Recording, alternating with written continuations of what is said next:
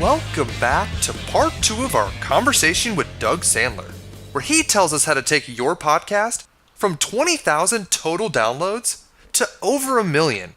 Doug will also tell us the most common mistakes new podcasters make. Keep it locked. Part 2 is coming up. Welcome to this edition of Peak Performers Podcast with your host, Thor Conklin. Thor will be sharing the necessary tools, strategies, and psychology you'll need to become a peak performer in any area of your life or business.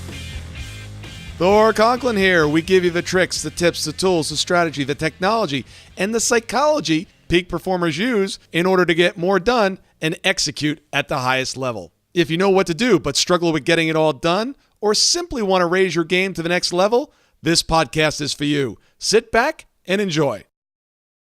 One of the things I do with all my guests, and I've done it from the very beginning, is I'm a connector.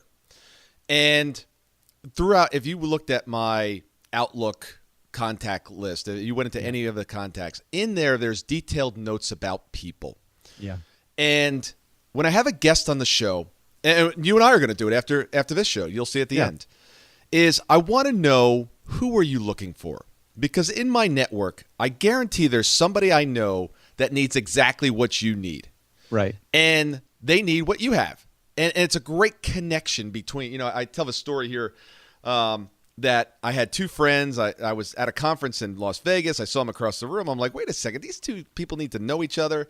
I brought one person over. Another person was getting ready to jump on a plane. Anyway, I had about 4 minutes. I said, you guys need to know each other. Introduce yourselves. I introduced them, but, exchange cards. You need to know each other. Well, long story short, 2 months later, the one guy invited me to his office. One happened to live here in Atlanta and gave me a 6-figure check and said, thank you. I said, what's this for? He goes, for that introduction, that has meant millions to our firm. Whoa. Now, I didn't do it, right? I didn't do it saying, okay, all right, how can I broker this deal? I just wanted to connect to people. Right. And it was a win-win for both of them. So at the end of every show, I always want to find out what someone's looking for. Who's your ideal client? Who should I be on the lookout for? I call it BOLO, be on the lookout. Mm-hmm. It's a police term. And 9 times out of 10, when I'm done asking them what they're looking for, what do? They're going to say, what are you looking for? Exactly. Exactly. Right. So it's funny that I've been kind of doing what you're talking about, but I haven't been doing it consciously. Right. Anyway, continue. Where are we heading? I don't know. I had a 76 Trans Am when I was in college. That's right. It was a great, it's like car, you were up on the stage, right? You just gave it and you just dropped the mic. There it is. The problem is that I'm not the problem. The simplicity is in the simplicity. That's right. That's the best part about it, is that when I share with people what they can do with their podcast, many of them say to me, I don't understand. I've been spending all of my time focused on advertising, sponsorship, affiliates, selling my services and donations. Right. And I said, it's okay. Well, that's where most people spend all of their time. You just didn't think about putting your brain on backwards to understand the nature of how business works. If you wait upon somebody else's behavior, it's not going to work. If you're only in control of your behavior. So why wouldn't it make sense, complete sense, for you to take control of the situation and do your own prospecting? When you get good at it, they start coming to you. So the ideal prospect for me is somebody that actually qualifies themselves. They buy my services, they thank me for doing everything, and then they write me a check. That's like the ideal client for me, is somebody that appreciates what I do, because they already know. They know when they come to me that they need this. They just don't know how they're going to get it. Right. And so I teach them. So was the Trans Am a 6.7 with the little Firebird thing on the hood? It was a 455 engine. So I think it was a 6 point. Yeah, I don't think it was the 6.6. I think it was a 6.7. It was a 455 engine with a Hurst 4-speed shifter in there, no air conditioning, and the headliner would always drop on my head because it was so hot, and Pontiac didn't know how to get a headliner that would actually stay up on the ceiling. So it used to pop down, roll the windows down, and it was a mess. But it was a great engine car, man. I love that car. I had a Camaro. RS. Z28? Yeah, just a 350, 4-speed, But I actually had a headliner issue, too, on a Chevy Chevette diesel, 1982. I needed two people to drive all the time. I needed a passenger because if the passenger wasn't there, I couldn't see out the right-hand window. You're kidding me. No! I had a 79 Chevette.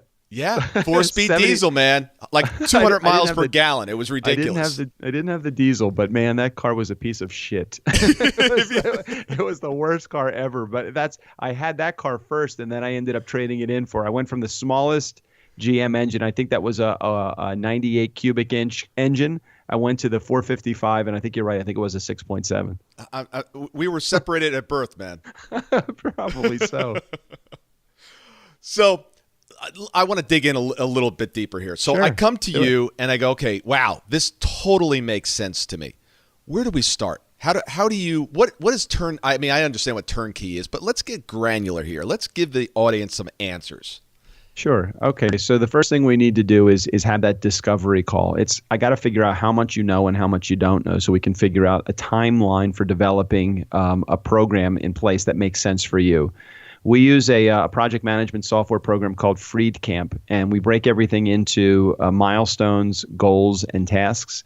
And that way we can really get down to the finite details. What kind of equipment do you need? What kind of software do you need? What does your social media platform look like? How can we help you boost your community? How can we help you create a launch promos that make sense? How do we build a guest management program that actually makes sense, that can qualify guests for you? I mean, I want to automate a scheduling program so that you can automate the confirmation process and the follow-up process. I want to make it so simple for you that all you need to do is be you and develop that relationship. So you're going to do the interview, you're going to do you're going to schedule a follow-up call. Period. The end. That's it. And you're going to close the deal. So if we have anybody that's a little bit wimpy and it's afraid to close deals, maybe this isn't the right way to do it, because you need to have a little bit of backbone to make this work. But I find that most high achievers just need to focus their power. And if you're not a salesperson, if you're a great operations person, or you're a great CEO of an organization that's not used to closing, that's all right. We can work around that. The person that's challenging to work around is the one that just won't take action. So we're going to teach you the action steps that you need to take to get from concept, when we have that initial discovery call, to launch, which is 60 days later when we actually get your podcast, on the road. Beyond that, we're actually going to handle all of the production and the editing as well. So really, all you need to do is show up on interview day with your guest ready to go, and we can even give you the tools that you need to help your guest get ready. But to create the interview, and then we'll take care of all the back end work too, all the production, the editing of the intro, the outro, the voiceover, the show art, the show notes, the cover art. Post it to Libsyn or to your website, wherever you're running it, or again, just handle the entire process soup to nuts, so you don't have to do anything other than your interview and build a relationship. I love it. And those services run anywhere between $5,000 and $20,000. Yep, exactly. We do some very, very few clients. We do individual coaching calls and some group coaching. Most of our clients are a done with you or a done for you process, which runs anywhere from $5,000 to $20,000, depending on what we're trying to accomplish, how many episodes that you want to put out, and what types of services that you want to offer to your clients. Yeah, because I think one thing that most people don't understand, this stuff takes a lot of time.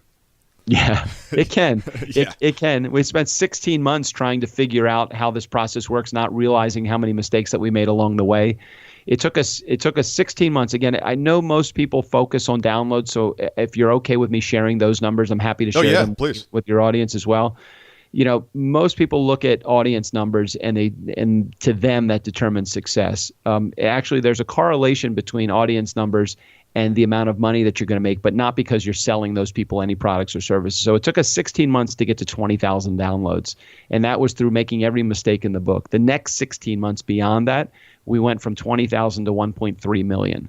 And the reason we did that was because we stopped taking all of the focus off of we started to take the focus off of our audience and put it more on the important person in this equation, who was our guest that we were interviewing on the show. When we started doing that, they started helping us promote the hell out of it to their audience too. And that was key. We started coming up with rules that you needed to have in order to come on our show. Once we created this guest management program, that was the ideal circumstance. So from 16 months to 20,000 downloads, and then the next 16 months to 1.3 million downloads. And there is no coincidence there. It's because we started focusing on the right thing, which was the guest that was sitting in that chair next to us. I think so many people that are interested in the podcast area, they go online, they search, podcasting, and one of the big names that comes up all the time is John Lee Dumas. Right. And he publishes his numbers, his P&L, right there on the website. Yep. And people look at it and go, oh, my God, I want to be him, not really realizing what it takes to actually get there. Yeah. I had the privilege to be on his show recently, and you have to jump through some hoops. Some big hoops to get the opportunity to do it. So that makes a lot of sense. And those are also things that cost you money too. So I'm not saying that he makes you buy your way onto his show, but he makes you buy your way onto his show, basically, is what it comes down to. He didn't. I know he was like changing some things. You had to buy some of his books. There was no cost of entry to it. It just, you had to do a video. You had to do some promo stuff. You had to guarantee that you were going to send it out to your email subscriber list, that you were going to promote it this way. He wanted to make sure that you were going to promote the hell out of it. And I don't blame him. I mean, there are some rules. There are some rules that you need to qualify for in order to get on our show. And I don't do that so that I will get subscribers and get extra reviews. I do that because the people that are willing to jump through a few hoops are the same people that I want as my clients. So that is kind of my litmus test to find out who is actually going to, if I qualify them as a potential client, because I'm the one that's in charge of whether they become a client or not. For me, it's all about making sure that they're able to do the things that I want them to do. And somebody that's not willing to take 3 simple steps like rate and review, subscribe, and share with me what you're going to do with with your episode once it airs. If you can't even answer those questions and provide valuable answers for me, I'm not even inviting you on the show. Again, part of the qualification process is that I get to be in charge of who I hire as a client, not the other way around. Well, I'm going to make a commitment to you. When we're done with this show this evening, I'm going to listen to a few of yours, and I'm going to leave a rating on your iTunes. Thanks, Thor. And I will do the same thing for you as well. Done. See how I set him up for that? I knew if I would go first, he would have to say it, right? Because he's going to be listening. The whole audience is going to be like, come on, Doug. No, I totally want to do that. I don't know why you didn't make me do it before I came on the show. Because I didn't have you as an advisor to tell me what I needed to do. All right? I've been screwing this thing up. Help me out. You're doing. Hey, listen, you're 500 into your run. You're doing pretty good. I'm glad that you and your team decided that it's time to turn the screws the right direction now. Yeah, it just literally. It wasn't because of any grandiose idea. We just was like, okay, what do we want from this? Where do we want to go with it? So we've been kind of fumbling through. But if I look at my reviews, first of all, I'm blessed. They're all 5-star reviews. But after having 500 episodes, I should have 500 reviews on the right. And I don't. I've got I think 100. I don't know how many are there. Well, you started the process, which is good. It took us, again, remember, 16 months before I figured half this shit out. And so for me, it's only been the last 16 months, and we're at 200. I don't remember the number today, maybe 212 or 213 reviews that we have. But it's because we have set rules in place for getting people on the show. Reviews don't mean anything. And downloads don't mean anything. I cannot take a download to the bank and cash it. I can only take a guest that is a valuable guest that wants to buy my products and services to the bank. So for me, while it's great to have a big audience, the big audience is a byproduct of doing a great job with my guests. Well, Doug, your review is going to mean something to me. I'm just letting you know. I'm not going to take it lightly. I'm going to. And, it's kind of funny because, and this is probably a good point to bring up. When something like that happens and I get a new review, I've got a little bell on my desk, and I celebrate those small little wins. So your point is taken. Right, the reviews don't put money in the bank account, but take the opportunity, and this is to the audience, to really celebrate all the small wins. I was coming back from the bank today. I just made a deposit. I'm walking back, and there's a nickel on the ground in the parking lot. I picked that thing up, put it in my pocket, and I said, "Thank you, universe." Happily. 5 cents. 5 cents. Richer today. Oh, man, this is great. Exhausted. I know. I'm telling you, this is because what you're saying makes so much sense, and so often in business, we get caught in following the crowd, right? The crowd's going this way, so let's go. That's not where the riches are made. It's going the opposite way. So I'm constantly looking for counterculture, counter ways of doing things, because I apply 80-20 to everything I do. If everyone's moving that way and 80% of the crowd's going that way, that's not the way I want to be going. So important. So what other mistakes do you see podcasters making over and over again? I don't think podcasters spend enough time thinking about the production of their show. I think they feel like they have a microphone and they sound good, and they just don't carry, if it's an interview-based show, they don't carry that through. You have this guy that sounds amazing, and then you have this other guy that sounds like he's calling from a tin can with a string on the other side of it. It's important as best as you can to prepare your guest. You have a podcast to prepare your guest for your show, and part of that is making sure that they have the right equipment. If I have somebody come on my show, again, part of my rules is that we do not accept cell phones or earbuds. It's just not going to happen for my show. And if you call in and that's what you're on, we're either going to reschedule or we're going to cancel. Part of it is I need it to sound good. Again, not because I'm trying to impress my audience, but the best way to get the message out that this person has is to make sure that they sound good. And I tell everybody that comes on the show, why would you want to sound like shit and come on my show? Why wouldn't? Right. If you have a message, don't you want people to listen to you?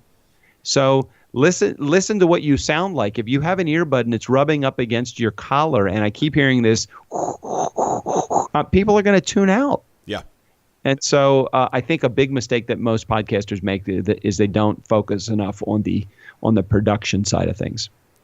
Well, I'm torn right now because I think we've landed this plane.